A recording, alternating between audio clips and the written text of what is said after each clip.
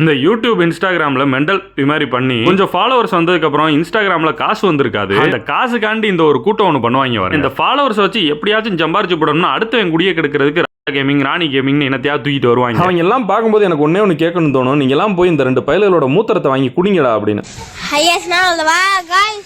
இந்த வண்டி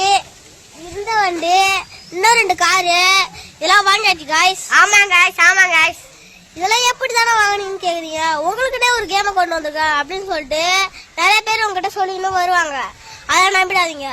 உழைச்சா மட்டும் தான் காய்ஸ் சாப்பாடு. கேமை கண்டுபிடிச்ச மூலக்காரன் காய்ஸ். ஏன்னா அவன் காசு நம்மளுக்கு கொடுக்க மாட்டான், நம்மளுக்கிட்ட இருந்து அவன் எடுக்க பார்ப்பான். அதனால கொஞ்சம் ஜாக்கிரதையா இருங்க. இந்த மாதிரி ரம்மிலாம் வீட்டு தான் போவாதீங்க. சேஃப்டி முக்கியம். உழைப்பே உயர்வு. தேங்க்யூ. கடைசியாக அந்த பையங்க ஒன்று சொன்னாங்கல்ல, அது யாருக்காகனா அவங்க கேமிங் ஆப்பை ப்ரொமோட் பண்ணுறாங்க அப்படின்னா அதை பார்த்துட்டு நீங்கள் போய் விளையாண்டு காசை இழக்கிறிய வருங்க. அவங்களுக்கு உழைச்சிதான் முன்னேற முடியும்னு அந்த சின்ன வயசுல இந்த 2 பயல்களும் சொல்கிறாங்க. அந்த பயல்களோட குஞ்சுமணி அளவுக்கு உங்களுக்கு மூளை இருந்தால் கூட இந்த மாதிரி ஈனப்பிறவிகள் ப்ரொமோட் பண்ணுறதெல்லாம் கேட்டுட்டு நீங்கள் காசு இழந்துக்கிட்டு இருக்க மாட்டீங்க.